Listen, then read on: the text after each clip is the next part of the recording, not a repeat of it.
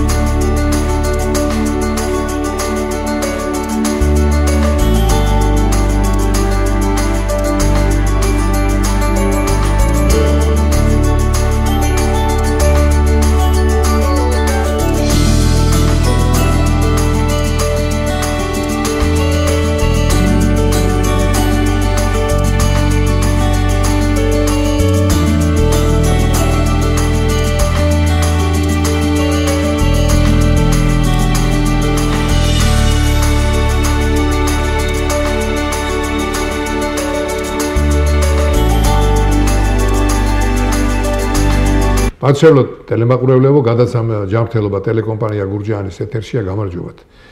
მივესალმები ტელემაყურებლებს, ვინც გიყურებს საქართველოში და მის ფარგლებს გარეთ. განსაკუთრებით მინდა მივესალმო საინგილოში მცხოვრებ ჩვენს თანამემამულეებს.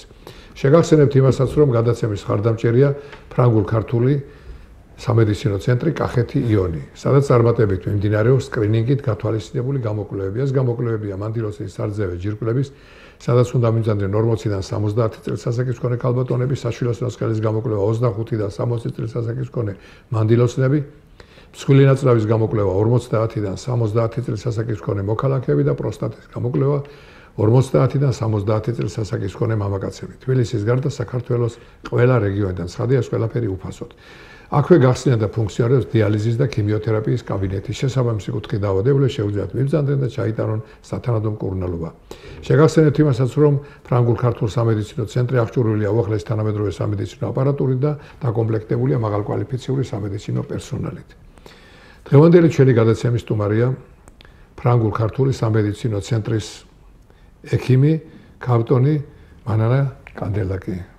მოგესალმებით ქავტონ მანანა და მინდა ტელემაყურებლებს ერთი ვაუწყო, რომ ფაქტიურად შემოდგომა გადის, იწყება ზამთარი, გრიპოზული სეზონი და ჩვენ ბევრჯერ გვისაუბრია ჩვენს ტელემაყურებელთან გრიპზე, მის გრიპიდან გამოწვეული ვერაგ დაავადებებზე, მაგრამ ეხლა მინდა ხაზი გაუსვა იმას, რომ გრიპოზული მოვლენების შემთხვევაში რა ეფექტური მნიშვნელობა აქვს ფიზიოთერაპიას. აი ამასთან დაკავშირებით ქავტონ მანანა ვესაუბროთ ჩვენს ტელემაყურებელს და შემდგომ უკვე პროფილაქტიკაზე და შემდგომ ის მკურნალობაზე. გისმენთ. მოგესალმებით, მივესალმებით ჩვენ ტელემაყურებელს. თქვენ უკვე აღნიშნეთ, მოგეხსენებათ, რომ ზამთრის სეზონზე გადასვლა ყოველთვის იწვევს ვირუსული ინფექციების გავრცელებას, რაც თავისთავად იწვევს ძირითადად ზედა სასუნთქი სისტემის დაავადებების გართულებას. პატარა მოკლე იმას გავაკეთებ ჩივილებს, მოქალაქეებს რომ მიაქციონ ყურადღება, ეს რაში გამოიხატება? თავისთავად სურდო, ცემინების გახშირება, ხველა მშრალი იქნება თუ შერეული ტიპის, მაგას აღარ აქვს მნიშვნელობა, ესეც საკმარისია, რომ აუცილებლად უნდა მიაქციოს პაციენტმა ამას ყურადღებას, ყელის ტკივილი, ანგინები, ბრონხიტები და ასე შემდეგ. თავისთავად ცხადია, რომ ამ პერიოდში ძალიან ვთხოვთ, უმორჩილესად ვთხოვთ თითოეულ ჩვენ მოქალაქეს, რომ აუცილებლად მიმართონ პირველ რიგში თავის მკურნალ ექიმს, ანუ ოჯახის ექიმებს.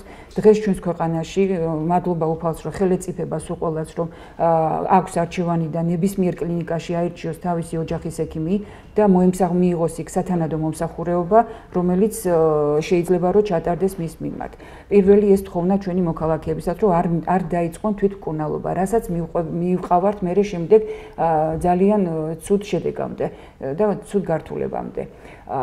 შესაბამისად მინდა გითხრათ, რომ როგორც კი და აღინიშნება პაციენტს ეს ჩივილები და თუ კი დროულად იქნება მიმართვიანობა ოჯახის ექიმთან და აუცილებლად მოხდება სწრაფი კუპირება ამა თუ იმ დაავადებისა. გამოიყენება სხვადასხვა ჯგუფი მედიკამენტებისა. სასურველია, რომ არ მივიდეთ იქამდე, რომ არ მოგვიხდეს, არ მოუწიოს პაციენტს ანტიბიოტიკის მიღება, რა თქმა უნდა, თუ არ გამოიწვია რომელიმე ქრონიკული დაავადების გართულება აი ამ ვირუსმა. არის ჯგუფი მედიკამენტებისა, რომლითაც იწყება აი ამ ვირუსული ინფექციების მკურნალობა და რა თქმა უნდა ეს არის ოჯახის ექიმის გადასაწყვეტი და აქვე მინდა დავძინო, რომ ერთ-ერთი მეთოდი, ერთ-ერთი საშუალება ჩვენ ცენტრში გვაქვს ამის საშუალება, რომ დროულად მოხდეს ფიზიოთერაპიის გამოყენება, სანამ გართულდება ესა თუ ის რესპირატორული დაავადება. ფიზიოთერაპია ხა ჩვენ მქონდა უკვე იმის საშუალება, თქვენი ეთერის საშუალებით, ჩვენ მოქალაქეებს არაერთხელ უკვე მივაწოდეთ ინფორმაცია თვითონ ფიზიოთერაპიის დადებითი თვისებების იმისი სიკეთის შესახებ და კიდევ ერთხელ მინდა გავიმეორო, რომ ეს არის ინდუქციური დენის ამორთქვა, ეს არის პროცედურა, რომლითაც ხდება ლოკალურად შესაბამისი აკუპუნქტურებით იმის მიხედვით, რომ რა ჩივილით მოდის პაციენტი, ამის განკურნება. ჩვენთან გვაქვს ძალიან კარგი აპარატი BTL-5000-ით, ეხლა მაინც მოგაწვით ინფორმაციას. ეს არის კომბინირებული ფიზიოთერაპიის აპარატი, რომელზედაც ასე ვთქვათ, რომელთაც სარგებლობთ და ვიყენებთ რამოდენიმე სახეობას ფიზიოთერაპიული მკურნალობისა. ეს არის ლაზერული თერაპია, გვაქვს ფონოფორეზი, გვაქვს ელექტროფორეზი და მინდა მოუწოდო მოქალაქეებს და უთხრა, რომ ჩვენ შემოვიტანეთ ახალი სახეობა ფიზიოთერაპიის, ეს არის მაგნიტოთერაპია და ეს არის სიახლე ჩვენი ცენტრისთვის და ჩვენი მოქალაქეებისთვის. და ალბათ არ გამომივა ხმამაღალი ნათქვამი, მე ბოლო ინფორმაცია რაც მაქვს, კახეთში ჩვენთან არის მაგნიტოთერაპიის პროცედურა. ეს არის უნიკალური საშუალება, ეხლა ცოტა თემას გადაუხვიე შეიძლება აი ამ ვირუსული ინფექციებიდან გამოწვეული. აინტერესებს ჩვენს ტელემაყურებელს ყველაფერი რაც ვისარგებლებ თქვენი ეთერით და მინდა გითხრათ, რომ მაგნიტოთერაპია გამოიყენება სხვადასხვა ნევრალგიური და ძვალსახსროვანი დაავადებების მკურნალობისთვის. ეს დამატებით კიდევ ეს არის დამატებით. ეხლა და ბრონქიტების დროსაც გაგჩნდი, ეხლა ბრონქიტების დროს, ტრაქეიტების დროს შესაბამისი ლოკალიზაციით და შესაბამისი აკუპუნქტურით. ძალიან კარგად ვიყენებთ, ეხლა დაუბრუნდებით ისევ ჩვენ დღევანდელ თემას ამ ვირუსულ ინფექციებთან დაკავშირებით, ძალიან კარგად ვიყენებთ ლაზეროთერაპიას და მინდა გითხრათ ულტრაბგერა, ანუ ფონოფორეზი შესაბამისი მედიკამენტები, განსაკუთრებით ბავშვებში, სადაც ყველაზე მეტად რთულდება ტრაქეიტები, ბრონქიტები, ტონზილიტები და ოტიტები, ანუ შუაყურის ანთებები. აქ ვიყენებთ უკვე, რა თქმა უნდა, დანიშნულების მიხედვით, ანუ რა ხასიათის ტკივილია, რა სიმძიმის დაავადება, იმის მიხედვით ან ლაზეროთერაპიას უფრო მეტად, ან ულტრაბგერას თავისი შესაბამისი მედიკამენტებით. მინდა გითხრათ, რომ გვაქვს არაჩვეულებრივი შედეგები, თუ დროულად მოხდა აი ამ ყველაფრის გამოყენება, ფაქტიურად მედიკამენტის მოხმარება ნახევრდება, მკურნალობის ვადა ნახევრდება და დროული მომართვიანობა უნდა ითქვას, რომ ფაქტიურად მაქსიმუმი 2-3 დღე გაგრძელდეს, არც კი ალბათ რაიმე აი ამ ჩივილების გაგრძელება და მაშინვე ხდება ამა თუ დაავადების კუპირება. განკურნება ალბათ 100%-იანია და არავითარი გვერდითი მოვლენები მას არ აქვს. არანაირი გვერდითი მოვლენები ამას არ აქვს. თამამად ვამბობ ამას, იმიტომ რომ ეს პროცედურები გამოიყენება როგორც ფეხმძიმე ქალებში ამ ვირუსული დაავადების დროს, ისე გამოიყენება 0 ასაკის ბავშვებიდან, იმიტომ რომ ეს არის თერაპიული სიხშირით, ეს არ არის სხვა ქირურგიული ან რაღაცა გამოსაკვლევი მეთოდი, ეს არის სამკურნალო პროცედურა და რა თქმა უნდა დაცულია ყველა უსაფრთხოების წესი.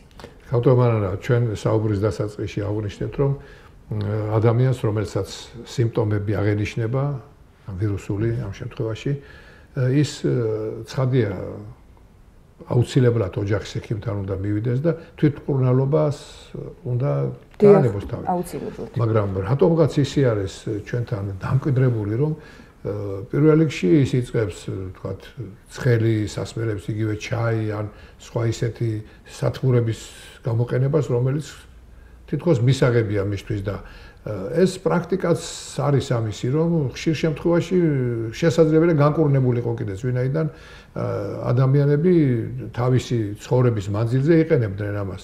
და ეს რამდენად წაადგება, ესე იგი, თქვათ, ექიმთან მისვლანის, აი პატარა სიმპტომები მოგახსენებთ.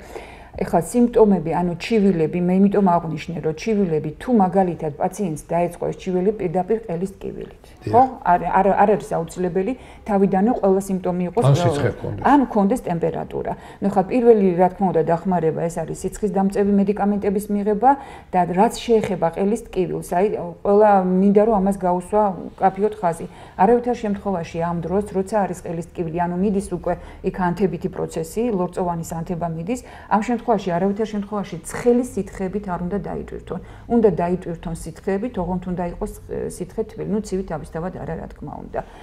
ნუ პირველად დახმარება თავისთავად ისედაც ხდება ოჯახის პირობებში, მაგრამ თუ უკვე მეორე, მესამე დღეს ნახულობს და შედეგი არ აქვს, არავითარ შემთხვევაში არ უნდა გააგრძელოს თვითმკურნალობა, არ უნდა დაიწყოს რაღაცა ანტიბიოტიკოთერაპიის ჩართვა, იმიტომ რომ ძალიან ხშირად ანტიბიოტიკი პირიქით ძალიან ართულებს სიტუაციას, იმიტომ რომ როცა არ არის ანტიბიოტიკის საჭირო, იქ პირიქით უფრო გვირთულდება დაავადების მიმდინარეობა და უფრო მეტი მკურნალობა და უფრო ხანგრძლივი მკურნალობა ჭირდება ამა თუ იმ პაციენტს. თუ მით უმეტეს პაციენტი არის ქრონიკი. არავითარ შემთხვევაში იმან თავისი გადაწყვეტილებით, თავისი შეხედულებით არ უნდა დაიწყოს არანაირი მკურნალობის ჩატარება. კიდევ გეუბნებით თუ არ ჩართვლით სიცხის დამწევ პრეპარატებს. კავტომარანა აქ თქვენ აღნიშნეთ და თქვენი საუბრიდან გამომდინარე, მაინც მებადება ერთი ასეთი შეკითხვა, რომ საერთოდ ექიმები გვირჩევენ ჩვენ და თქვენ აგერ ბრძანდებით სარგებლობის შემთხვევით, რომ ტემპერატურის მომატების შემთხვევაში ექიმების ასეთი რჩევაც არის, რომ თუ ის მაღალ ზღვარს არავიდა, პირიქით უფრო უკეთესია, ვინაიდანო ეს ტემპერატურა ებრძვის ამა თუ იმ ვირუსს და აი რამდენად არის სინამდვილე შეესაბამება და მისაღები ეს. კი, ეს არის ცნობილი ფაქტი, გეთანხმებით, რომ როცა ტემპერატურა ორგანიზმში იწვევს, ანუ ორგანიზმს აქვს ბრძოლის უნარიანობა და ის იბრძვის ამა თუ იმ დაავადებას, მაგრამ ყველაფერს აქვს თავისი ზღვარი, რა თქმა უნდა, გარკვეულ ტემპერატურამდე, სადღაც 38-მდე არანაირი მედიკამენტის მიცემა არ არის რეკომენდირებული სიცხის დამწევი, მაგრამ თუ რა თქმა უნდა გადაცდა უკვე 38-ის განსაკუთრებით ბავშვებში და ხანდაზმულ ასაკში პაციენტებთან, იმიტომ რომ ხდება უკვე ტვინის ქერქის აღზნებადობა, რა თქმა უნდა, რომელიც იწვევს უკვე მე სავალალო შედეგებს, ასურველია უკვე მოხდეს მიხმარება და მიეცეს სიცხის დამწევი საშუალებები. თლათ ახლა მასე რომ 40-მდე ავიდეს და ჩვენ იმას უყუროთ, რომ არა ეს არის ბრძოლის უნარი ორგანიზმისა და მიხმარება არ ჭირდება. და გასაგებია და ადამიანს უკვე ტემპერატურა გადაიწევა. რა თქმა უნდა, კიდევ ვიძახი ახლა პაციენტია, ახლა მით უმეტეს ბავშვთა ასაკში, ახლა მე არ ვილაპარაკებ ბავშვების იმაზე, მაგრამ ზოგადად არავითარ შემთხვევაში ტემპერატურის ესე 40-მდე და 39-მდე აწევა არანაირი სასურველი არ არის. და ძალიან აქვე მინდა აღვნიშნო, რომ ძალიან რთულია ეს ვირუსული ინფექციები, ვინაიდან ორგანიზმს უშლის, ადამიანს სხვადასხვა კლინიკური მოვლენები აქვს ისეთი, რომ ძვლების მტრევა, ტკივილი, სხვა ყველაფერი ეს, მაგრამ რამდენად შეესაბამება მკურნალობის პერიოდში, ახლა ჩვენი ტელემაყურებლების ალბათ გარკვეული კატეგორია არის სიგარეტ მომხმარებელი და ალკოჰოლ მომხმარებელი და ეს ურთიერთწინააღმდეგობაში მოვა იგივე იმ მკურნალობის პერიოდში თქვენაც აღნიშნეთ. არის ადამიანი, რომელიც ამბობს, მე სიგარეტს თავს ვერ დავანებებ და ეს მოქმედებს იგივე ბრონხებზე, იგივე ტრახეაზე ეს ყველაფერი. და როგორ შეიკავოს თავი ამ შემთხვევაში, ალტერნატივა რა არის? რა თქმა უნდა, ეხლა ნებისმიერი დაავადება, ეხლა ვირუსული ინფექციაზე ისევე საუბარი ამ ვირუსებზე, ძალიან ადვილად ერევა მწებელს. ეს ქალბატონი იქნება თუ მამაკაცი, ამას უკვე აღარ აქვს მნიშვნელობა, იმიტომ რომ ვიცით, რომ ნიკოტინი პირველ რიგში აზიანებს სასუნთქებს, პირველ რიგში რაც დიდ ზიანს აყენებს, ეს არის სასუნთქის ზედა სასუნთქის სისტემა და ნებისმიერი ვირუსი ძალიან დიდი ალბათობით პირველ რიგში აზიანებს ზედა სასუნთქის სისტემას და რა თქმა უნდა, ახლა ნებისმიერი დაავადების განკურნება მწებელთან უფრო გართულდება, ვიდრე დაუშვათ ჩვეულებრივ მოქალაქესთან, რომელიც ეწევა ჯანსაღ ცხოვრებას. იგივე ალკოჰოლიდან გამომდინარე, პაციენტი მოქალაქე, რომელიც არის აქტიური მომხმარებელი ალკოგოლისა, იქ აუცილებლად დაწეული ისედაც უკვე იმუნიტეტი უკვე ნაკლებად აქვს, იმიტომ რომ ეს ალკოჰოლი რაღაცა გარკვეული დოზირება, ვიცი თუ არის ჯანმრთელობის სასარგებლო, მაგრამ იმაზე მეტი უკვე არის მავნებელი, ეს მოქმედებს ზოგადად ადამიანის ორგანიზმის იმუნიტეტზე და ნებისმიერი დაავადება, ეს იქნება მსუბუქი ფორმა თუ ცოტა გართულებული, როგორც ალკოგოლისტებთან, ისე ალკოგოლის მომხმარებლებთან, ისე მწებელებთან, რა თქმა უნდა, გაახანგრძლივებს მკურნალობის პროცესაც და უფრო გაართულებს, თუ კიდევ არის თან პარალელურად რაიმე ქრონიკული დაავადებით დაავადებული. აი ის ქრონიკული დაავადებაც აუცილებლად იმ პერიოდში მწვავდება, განსაკუთრებით დიაბეტიკებში. კაბდომანა, ეხლა საერთოდ ვირუსი პირველ რიგში ზედა სასუნთქებში აზიანებს და არის კიდევ როცა უკვე მთლიანად გრიპოზული მასში გადადის და ორგანიზმში უკვე გაჯერდება.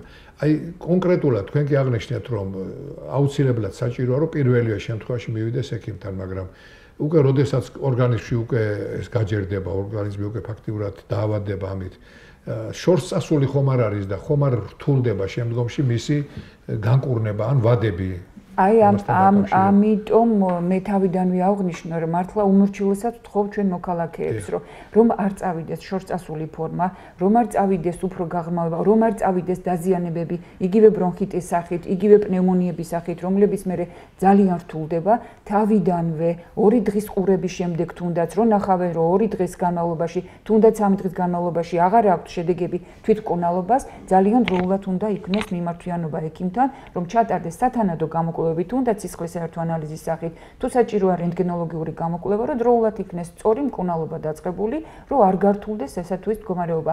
კიდევ ერთხელ ვიმეორებ, განსაკუთრებით ხანდაზმულ ასაკში და ბავშვების ასაკში და ქრონიკ პაციენტებთან, რომლებსაც აქვთ ქრონიკული დაავადებები.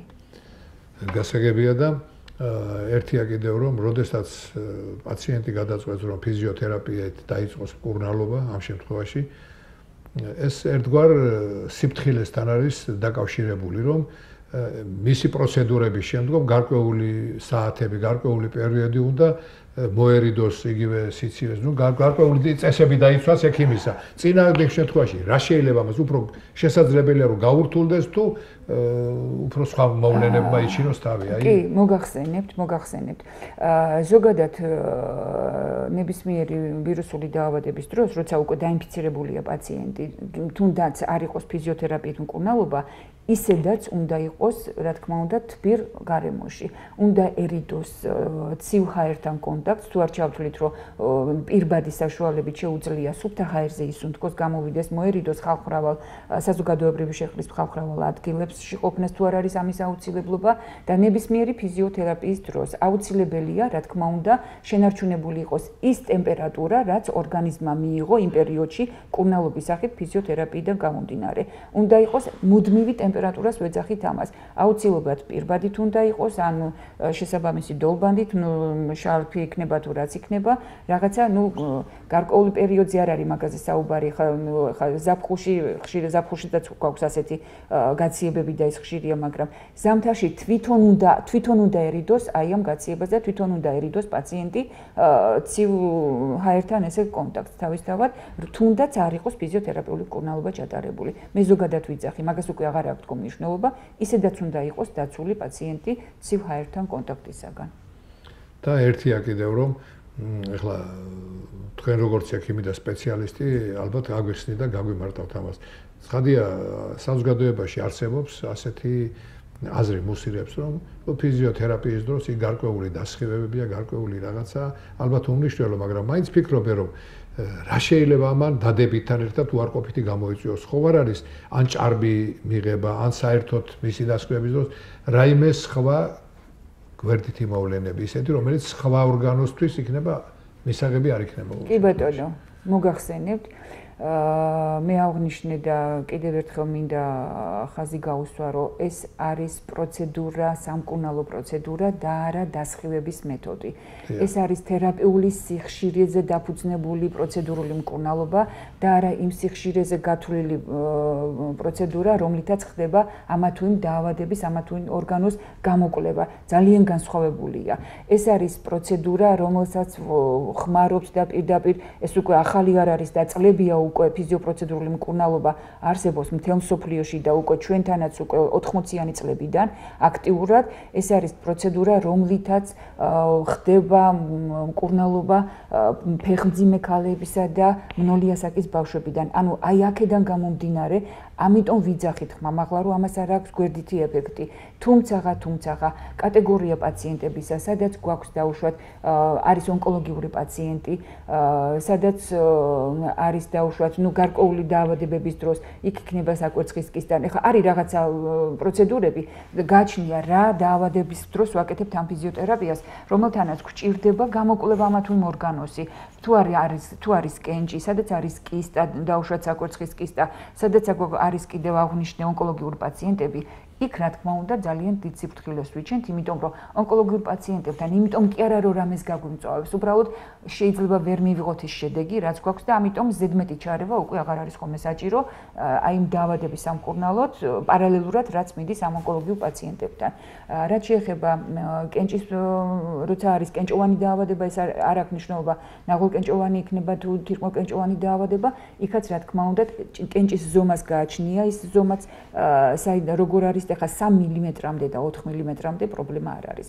და შემდგომ უკვე ისა, რა თქმა უნდა, იქაც მეტ სიფრთხილეს ვიჩენთ, იმიტომ რომ რა ხდება ფიზიოპროცედურების დროს, ხდება სისხლის მიმოქცევის აქტივობა. ანუ ანთებითი პროცესის ალაგება, ნებისმიერი ანთების დროს იმ ლოკალურად ხო ხდება სისხლის მიმოქცევის შეფერხება. ეს იწვევს იმ ტკივილს იწვევს, ეს ნევრალგიური ტკივილია თუ სხვა ლოკალური ტკივილია და ამიტომ სისხლის მიმოქცევის გააქტიურება ხდება აი ამ პერიოდში და რა თქმა უნდა ეს ამას შეიძლება გამოიწვიოს რაღაცა ზედმეტი ცოტა უარყოფითი ან კენჭოვანი დაავადებებიდან გამომდინარე.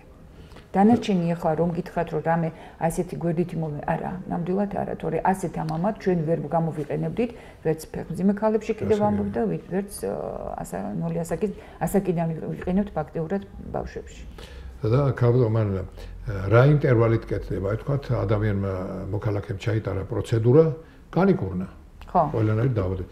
და გავიდა გარკვეული პერიოდი, თუნდაც ერთი თვე და მას ისევ გრიპოზული მოვლენები აქვს, ვირუსი შეხვდა. ანალოგიურად შეიძლება ისევ ჩაიტაროს პროცედურები ესე? კი, ახლა გეტყვით მაგასაც, კარგი შეკითხვაა.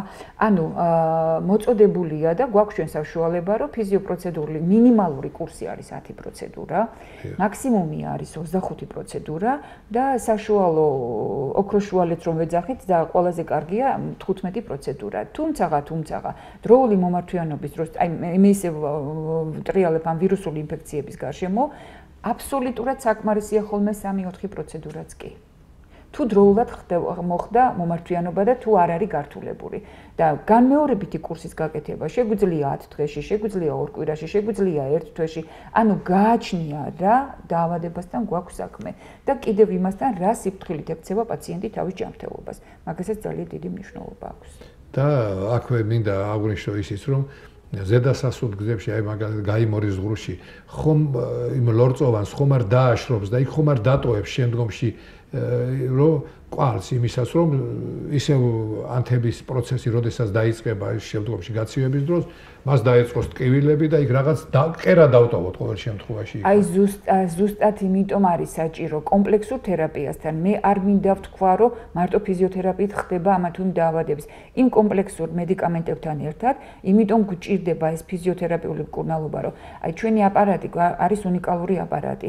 თვითოულ დიაგნოზზე გამოტანილია თავისი დიაგნოზი, თავისი ტალღის სიგრძე, თავისი სიხშირე. ჩვენ გვაქვს მარტო უკვე იმის საშუალება, რომ ჩვენ უნდა სწორად ვმართოთ ლოკალური წერტილი.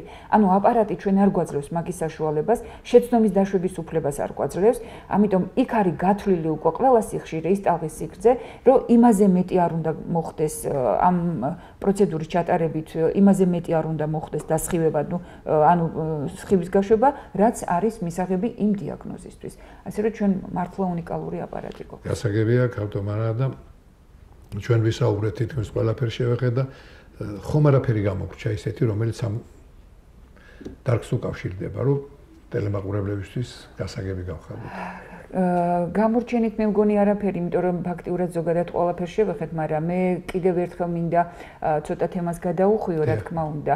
ეს ზოგადად ახლა ჩვენ ვისაუბრეთ დღევანდელ ვირუსულ ინფექციებთან დაკავშირებით, რომლებიც ჯერ არ არის პიკამდე მისული და იქნება თუ დროულად მოხდება პაციენტების დროული მიმართვიანობა, ამას უკვე ჩვენ პიკსაც აღარ დავარქმევთ, რომ დროულად მოხდება ამ ყველაფრის აღმა. მაგრამ კიდევ ერთხელ მინდა ხაზი გაუსვა, რომ ფიზიოთერაპიით წეგან აღნიშნე, რომ ძალიან აქტუალურად, ძალიან კარგი შედეგები გვაქვს ნევრალგიური დაავადებების დროს, ძვალსახსროვანი დაავადებების დროს, ცოტა პატარა ჩამონათვალს გავაკეთებ, რომ უფრო მეტად გასაგები იყოს პაციენტებისთვის. ეს იქნება რადიკულოპათიები, რადიკული ონკოლიტების სხვადასხვა სახეობები, ოსტეოქონდროზები, ოსტეოქონდროზებიდან გამომდინარე კუნთის მიოზიტები, მხრის ანთებები, პლექსიტებს რო ვეძახით, საჯდომი ნერვის ნევრალგიები, გონართრიტები, ართრიტები, სხვადასხვა ტრავმული დაზიანებები, პოსტოპერაციული პერიოდები, როგორც რეაბილიტაციისთვის და ბავშვებში კიდევ ტონზილიტებზე ლაზეროთერაპიას მინდა გავუსვა ხაზი, რომ გვაქვს არაჩვეულებრივი შედეგები. თუ დღეს ახლა ჩვენ ვიცით და ყველა მიცის უკვე, რომ გლანდი თუ არ არის ტონზილიტი, უკვე ფუნქცია დაკარგული ისე, რომ ტოქსინებს გამოყოფს ისე, რომ აზიანებს სხვადასხვა ორგანოებს, გლანდი ეს არის იმუნური სისტემა და ფაქტიურად უნდა მოხდეს მისი შენარჩუნება.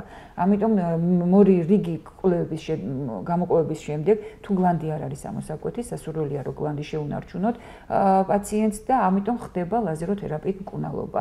ტარდება სამი კურსი, რაღაცა გარკვეული შუალედებით, მინიმალური კურსი, როგორც აღნიშნეს, არის 10 პროცედურა და სამი კურსის მერე ფაქტიურად ხდება გლანდების უკვე ტონზილიტის ჩაკირება, გლანდის ჩაკირება მიდის. და სანამ დავამთავრებდით, კიდევ ერთხელ ავუხსნათ ის, რომ თქვენთან საყოველთაო დაზღვევა მოქმედებს თუ ჩვეულებრივ ფასიანია?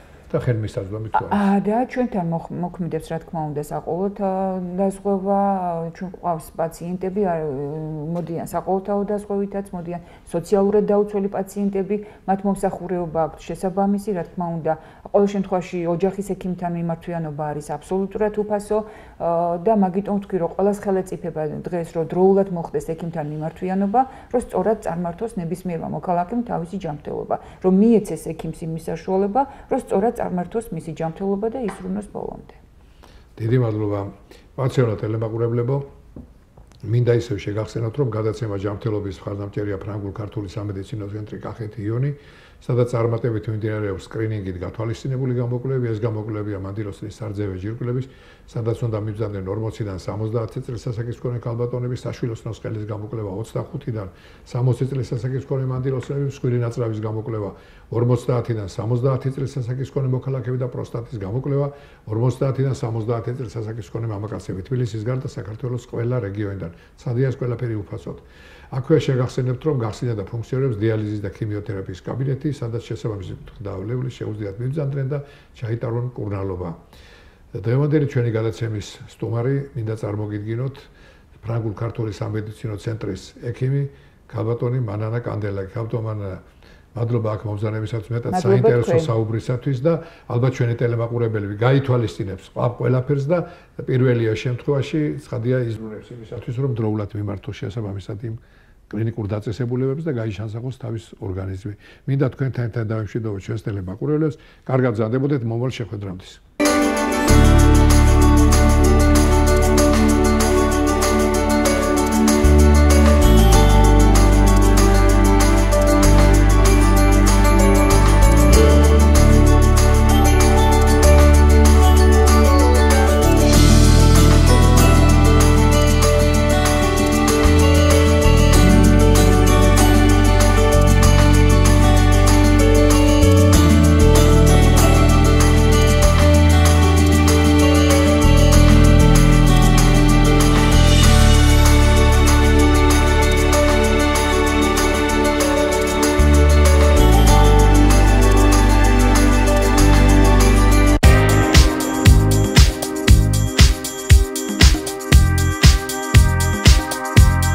გადაცემის მხარდამჭერია ფრანგულ-ქართული სამედიცინო ცენტრი კახეთი იონი.